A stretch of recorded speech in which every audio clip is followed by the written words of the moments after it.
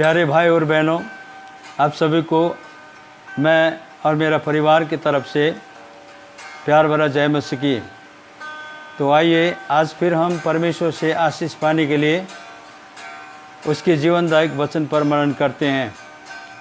आज के वचन का विषय है, क्या आप परमेश्वर के वचन पर समर्पित हैं या आप निराश हैं। तो आइए इसे जानने के लिए हम लूका के 18 अध्याय के 22 पद से लेकर 23 के जो घटना है उससे शुरू करते हैं। जो एक धनी जवान व्यक्ति अनंत जीवन के तलाश में यीशु के पास आया था। ऐसे लिखा है कि यह सुनकर यीशु ने उससे कहा, तुझ में अब भी एक बात की घटी है, अपना सब कुछ बेचकर कंगालों को बांट दे और तुझे स्वर्ग में धन मिलेगा और आकर मेरे पीछे हो ले। वह यह सुनकर बहुत उदास हुआ, क्योंकि वो बड़ा धनी था। भाई बहनों, वो धनी व्यक्ति दुख और निराश होकर यीशु के पास से चला गया, क्योंकि उसके पास यीशु के बात का कोई जवाब नहीं था। यीशु ने उससे जो कहा उसके या उसके अर्थ के बारे में उसे कोई संदेह नहीं था, और उसके हृदय में ऐसा दुख और निराश हुआ कि उसके पास सही उत्तर देने के लिए कोई शब्द ही नहीं रहे। क्या आप भी ऐसी स्थिति में पड़े हुए हैं? क्या परमेश्वर का वचन आपके लिए कभी आपके पास इस तरह से आया है, जब उसने आपके जीवन के किसी क्षेत्र की ओर इशारा किया है और आपसे मांग की है कि आप उसे परमेश्वर को समर्पित कर दें? हो सकता है परमेश्वर ने आपके व्यक्तिगत गुणों, अभिलाषाओं, रुचियों या आपके हृदय या मन के संबंधों की ओर इशारा किया हो। यदि ऐसा ही है तो आप कई बार निराश और दुखी हो गए होंगे। भाई बहनों, ऐसे मामलों में प्रभु यीशु मसीह आपके पीछे नहीं आएगा और वो आपके विनती भी नहीं करेगा, लेकिन हर बार जब वो आपके उस स्थान पर मिलेगा, आपके जीवन के उस त्याग देने वाला बातों पर इशारा करेगा।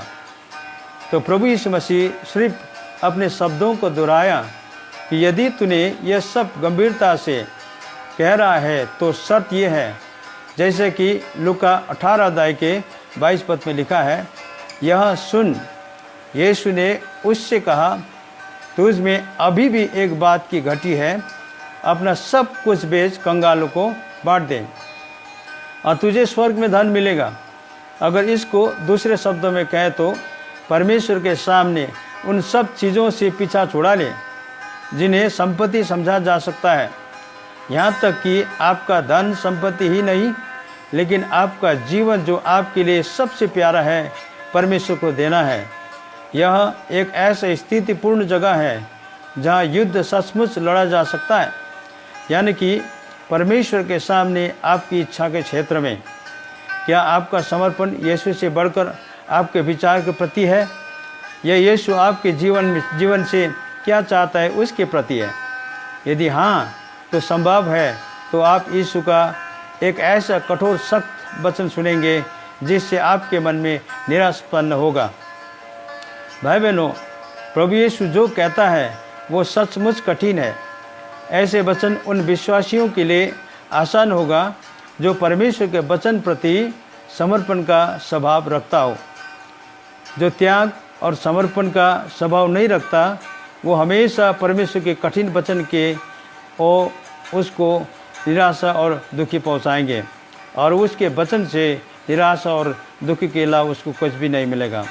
हम अपनी बुरी आदतों, अभिलाषाओं और नाना प्रकार को सांसारिक और शारीरिक बातों को त्यागे बिना ही परमेश्वर के आशीषें और अनंत जीवन को प्राप्त करना चाहते हैं।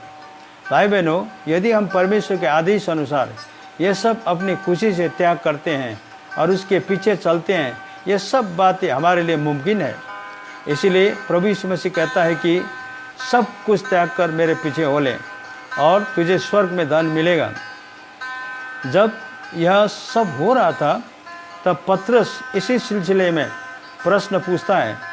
ये लूका के 18 अध्याय के 28 से 30 पद तक लिखा है।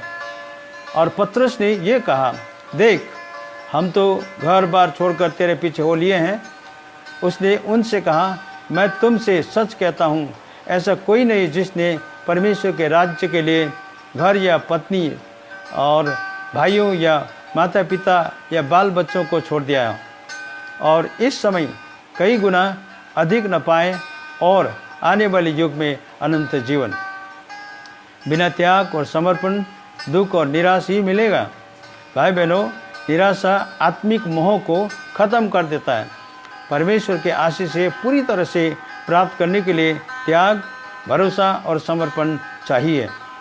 उस जवान ने प्रभु यीशु मसीह के वचन पर त्याग की बातें अच्छा नहीं माना और प्रभु यीशु मसीह के वचन पर भरोसा और समर्पण करना नहीं चाहा। संसारिक धन दौलत और जो चीज़ें हमें अच्छा लगता है वो सब वस्तुएं हमें निराश के अलावा कुछ भी नहीं दे सकता। प्रभु यीशु ने उससे निराश नहीं किया था, लेकिन उसके सहमति न होने के कारण वो निराश और दुखी हो गया था, जिसके जिम्मेदार वो खुद ही था। दो नाव में पैर रखकर हम कभी भी नदी पार नहीं कर सकते और अपने लक्ष्य में नहीं पहुंच पाएंगे। हमें केवल एक ही नाव में सवार होकर पार करना पड़ेगा। प्रभु यीशु कहता है, जो अपने हाथ हल पर रखकर पीछे की ओर देखता है वो स्वर्गराज के लिए योग्य नहीं है। हमारे लक्ष्य अनंत जीवन पर होना चाहिए, ये संसार के वस्तुओं पर नहीं। परमेश्वर का वचन, भरोसा और समर्पण हमें अनंत जीवन के प्राप्ति के ओर बढ़ाता है। आज आप परमेश्वर के वचन पालन करने और उस पर भरोसा और समर्पण करने के मामले में कैसे हैं? आप क्या सोचते हैं इसके बारे में? अगर आप ऐसा सोचते हैं तो आप सारी आशीषों के लिए हकदार हैं। अगर ऐसा नहीं है तो आप इस संसार में और आने वाले युग में निराश और दुखी होंगे। प्यारे भाई बहनों, इसके फैसला आज सुबह मैं आपके हाथ में छोड़ देता हूँ। तो आइए हम आशीर्वाद के साथ आज के इस वचन को समाप्त करते हैं। अब हे परमेश्वर पिता का प्रेम, प्रभु यीशु मसीह का अनुग्रह और शांति और पवित्र आत्मा का संभागिता हम सबों के साथ आज से लेकर सदा सर्वदा रहे। आमीन।